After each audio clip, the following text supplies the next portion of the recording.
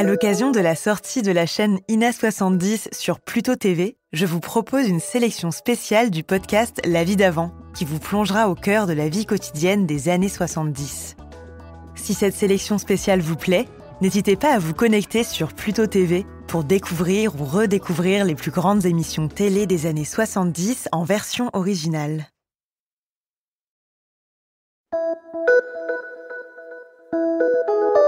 Salut, c'est Clara de l'INA. Cette semaine, dans La vie d'avant, je vous emmène à la rencontre d'Elisabeth et Pascal, 22 ans. En couple depuis 2 ans, ils ont découvert la sexualité ensemble. On est en 1978, l'éducation sexuelle est quasi inexistante, et le poids de la religion encore très présent dans les familles. Pourtant, l'usage de la pilule se généralise et les mentalités évoluent. On a dansé ensemble, et puis... Moi, j'étais en train de danser avec des copains, des promos antérieurs à Pascal. Puis il est venu me chercher, j'étais en train de danser à rock avec un. Puis il a dit, je veux danser avec elle. Puis voilà. Puis voilà quoi. Ben on est sortis ensemble. C'est-à-dire on a eu envie de se rapprocher. Et d'être tous les deux ensemble. J'ai 22 ans et je suis auxiliaire puéricultrice. J'aimerais savoir si tu as reçu une éducation sexuelle. Comment est-ce que J'étais la 4e. Donc, derrière moi, j'ai un petit frère qui est né 8 ans après moi. Et tout s'est déclenché quand Jacques est venu au monde, c'est-à-dire que j'avais 8 ans. Et là, j'ai commencé à me poser des questions. Jusqu'au jour où j'avais quel âge 13 ans, où une de mes tantes, enfin, c'était de la bêtise, m'avait dit que quand une fille embrassait un garçon, elle était enceinte. Alors ma meilleure amie, un jour, je sortais de l'école, puis elle était sortie avant moi, puis j'étais en train de faire du patin roulette, donc je croyais qu'elle était loin déjà. Puis je la vois donc avec son petit ami, elle avait 2 ans ou 3 ans de plus que moi, puis je la vois avec, alors je vais vers elle, puis je me mets à sangloter, puis je lui dis, mais tu sais ce que tu vas avoir ? Elle me dit, bah non, rien du tout. Mais je dis, si, tu vas avoir un bébé. Et puis c'est là que tout a commencé, qu'on a discuté toutes les deux. Et c'est là que j'osais pas demander à mes parents directement. Donc ce que je faisais, un soir que mes parents étaient sortis, j'ai mis un mot dans la robe de chambre de ma mère, en lui demandant tout. Puis voilà. Seigneur. D'où venaient les enfants. Puis c'est tout ce que j'ai mis. Puis le lendemain matin, j'étais vexée parce que mon père et ma mère...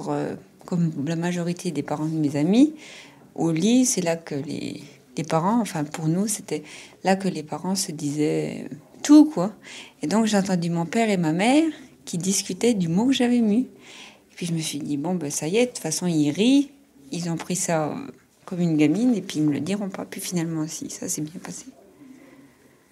Tu te souviens comment ta mère t'a expliqué ? Oui, mais elle était assez gênée. Et puis finalement, mon père était... dans la pièce à côté, parce qu'il n'osait pas venir. Et puis finalement, bon, bah, ça a été... Puis après, vu le métier que j'avais choisi, de toute façon, ça n'a pas été difficile pour moi. J'avais tous les bouquins sous la main, j'avais plein de trucs. Et comme j'ai commencé à étudier tout ça, la médecine, vers 14-15 ans, c'est mes premiers bouquins vraiment que j'ai explorés. Et alors, avant que tu aies des rapports sexuels, comment tu voyais la sexualité ? Qu'est-ce que ça voulait dire pour toi ? C'était vague, hein, ça ne me disait pas grand-chose. Et parce que, disons que j'avais travaillé en maternité, j'avais fait des stages, donc je savais ce qui se passait. Enfin, je connaissais le corps de la femme, je connaissais le corps de l'homme, mais sinon, pour moi, tant que je ne l'avais pas découvert, je ne savais vraiment pas ce que c'était. Ça te faisait peur ? Un peu, oui, parce que je suis assez craintive de nature, et puis ça me faisait peur, quoi. Essaye de te souvenir ce qui te faisait peur.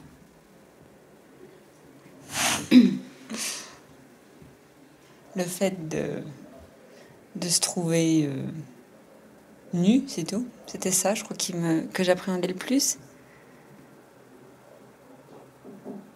Nu en face de quelqu'un ? Oui. Parce que j'ai été très pudique jusqu'à il y a 2 ans, peut-être. Et donc, c'était un gros problème, quoi. La première fois que tu as eu un rapport Oui. sexuel avec Pascal. Comment est-ce que tu as vécu ça? La première fois, bon, c'était chouette. Mais alors seulement, le problème, c'est que le matin, il faisait jour. Puis dans cet appartement-là, j'avais pas de rideau. Alors pour moi, le gros problème, ça a été qu'il me voie nue, quoi, la première fois. Et puis petit à petit, grâce à lui, tout ça c'est parti. Sans qu'il me demande rien, je l'ai fait de moi-même, quoi. Mais au début, disons que ça me demandait un effort, puis après, ça a été fini. Et ta peur était partie? Oui. Parce qu'il est tellement doux, calme et affectueux que, avec moi qui suis craintive et émotive, ça suffisait. Mais j'aurais eu affaire à quelqu'un qui était violent et puis qui comprenait pas, ça serait mal passé. J'ai 22 ans. Je suis élève ingénieur dans une école d'ingénieurs et je termine l'année prochaine. Et que faisaient tes parents? Mon père est pasteur et ma mère assistante sociale. Elle s'occupe d'enfants qui ont des problèmes avec leurs parents et les rapports qu'ils doivent avoir avec les tribunaux. Dans le cas où on enlève les enfants à la famille, des choses comme ça. Alors, j'aimerais savoir si eux t'ont donné ce qu'on appelle une éducation sexuelle. Oui. Je trouvais même que c'était trop jeune. Je crois vers 12 ans. Ma mère m'a donné un livre très compliqué, très complet, auquel j'ai rien compris évidemment. Et je l'ai pas. Enfin, j'ai regardé les images, mais enfin, je comprenais pas tellement l'utilité, quoi. Et puis je l'ai laissé, et puis quelques années après, je l'ai repris, et ça m'a été beaucoup plus utile. C'est-à-dire, sans que tu ne demandes rien, ta mère t'a donné ce livre. Oui, oui, oui. Et mon père, de son côté aussi, m'a donné un autre livre, enfin, qui était plutôt un roman tourné sur la sexualité. Mais j'ai trouvé bizarre qu'il me donne ça comme ça, parce que jamais on en avait parlé auparavant. Et un jour, il est venu comme ça en me disant je t'ai ramené un livre. Et puis ensuite, il n'y a plus rien eu. Mais toi, tu te posais des questions quand même. Oui.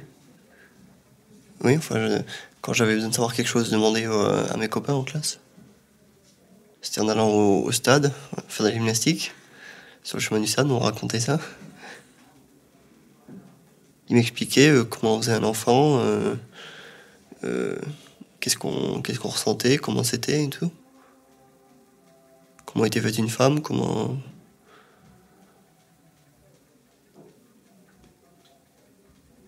Et toi, qu'est-ce que tu as éprouvé à ce moment-là?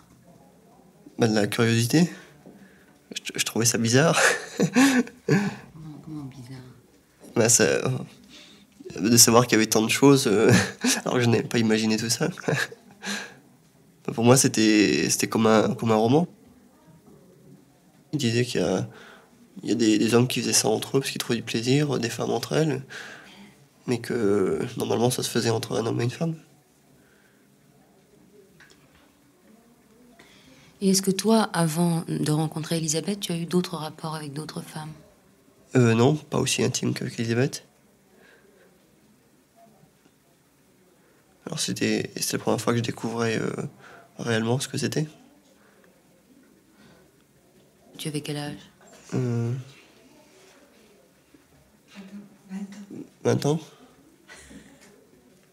Je voulais pas faire l'amour à tout prix comme ça, rien que pour savoir ce que c'était.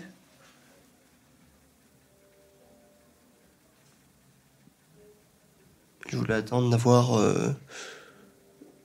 d'avoir envie de le faire avec quelqu'un que je connaissais bien. Ça s'est passé dans de bonnes conditions.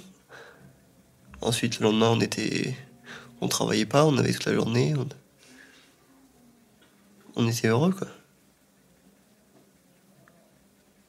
On s'était pas fait en 5 minutes et puis ça s'est pas arrêté là, quoi. Ensuite, il y a eu une suite et c'était de mieux en mieux à chaque fois. J'étais heureuse, mais le gros problème que j'avais au fond de moi, c'était ce que j'avais fait, c'était pas bien. Enfin, vu l'éducation religieuse que j'avais reçue, mais je m'en foutais. Et c'est là que j'ai enlevé pas mal d'idées que j'avais, en me disant après tout, si ça devait se passer comme ça, si je suis heureuse, c'est le principal. Mais j'osais pas en parler avec mes parents, un truc comme ça. Parce que là, je sais que ma mère aurait été fort déçue. Parce que ça se passait hors mariage. Hors mariage, déjà, quand on a demandé pour habiter, parce qu'on leur a demandé pour habiter ensemble tous les deux. Ma mère m'a fait la tête pendant 3-4 mois. Et malgré ça, je continuais à la voir tous les jours et tout. Et puis, elle me parlait pratiquement pas. Puis du jour au lendemain, elle est revenue. Parce qu'on a eu toute la famille qui nous a aidés. Comment ça se passe pour vous? C'est quand on a envie. En général, c'est bien. Enfin, c'est même toujours bien parce que en général, c'est au même moment. Il n'y en a pas un qui a envie et qui doit demander à l'autre. Ça vient pour les deux ensemble. Oui, et puis n'importe quand. Oui. Des fois, ça nous fait rire parce que c'est des heures où normalement on ne devrait pas faire ça, mais enfin, pourquoi pas? Ça nous fait rire vis-à-vis, par exemple, la dernière fois que ça nous est arrivé une heure bizarre, c'était avant le repas. Bon, sa mère nous a dit, on était au chalet, et puis elle nous dit, on joue aux raquettes. Bon, c'est tout, on est en train de jouer aux raquettes, puis d'un coup, je sais plus, le volant est tombé, je l'ai embrassé, et puis on s'est dit, viens, on va aller faire un tour, et puis on était en bas du chalet, on était bien, les oiseaux chantaient, il y avait de l'herbe, enfin, on était bien, puis voilà, on a fait ça dehors. Puis après, on a été manger, et à table, bien entendu, moi, ça me faisait rire vis-à-vis de ses parents, de ses sœurs qui étaient là, quoi. Mais on n'a pas du tout pensé que quelqu'un pourrait nous voir, ou qu'un chalet à côté... non, on n'a pensé à rien, quoi. On a pensé que ça. Hein? Et aujourd'hui, est-ce que tu en parles de sexualité avec ta mère? Oui. C'est pas vrai. Hein? C'est pas vrai. Si, sur la pilule, parce qu'on est toujours en train de s'engueuler toutes les deux à cause de ça. Pourquoi? Parce qu'elle est persuadée que ça m'abîme, que genre il y a des risques, que si, que ça me fatigue. Alors que moi je lui dis que c'est pas du tout ça. Alors comment faisait-elle, elle? Elle avait de la chance, elle avait un cycle très régulier, donc elle pouvait compter. Alors que moi, je pourrais pas. J'aurais pas pris la pilule, je crois que le premier rapport, c'était bon, quoi. Alors, tu as pris la pilule, tu as prévu de prendre la pilule? Oui, parce qu'on l'a décidé tous les deux, Pascal. J'avais peur d'aller voir le gynécologue. Bon, il était en cours, il n'a pas pu venir avec moi. Mais on l'a décidé tous les deux. Et on a attendu que j'ai pris la pilule pour avoir un rapport. Mais on aurait... Moi, de toute façon, moi, j'aurais été inquiète. Ça aurait tout gâché, quoi. Voilà, c'est la fin de cet épisode de La vie d'avant, produit par Lina. N'hésitez pas à nous mettre 5 étoiles s'il vous a plu. Et abonnez-vous pour ne louper aucun épisode sur votre plateforme d'écoute préférée. On se retrouve samedi prochain pour un nouvel épisode. Et en attendant, je vous invite à découvrir un autre podcast de Lina, Les Archives du crime. Ce podcast vous propose de découvrir les plus grandes affaires criminelles racontées par ceux qui les ont vécues. À très vite!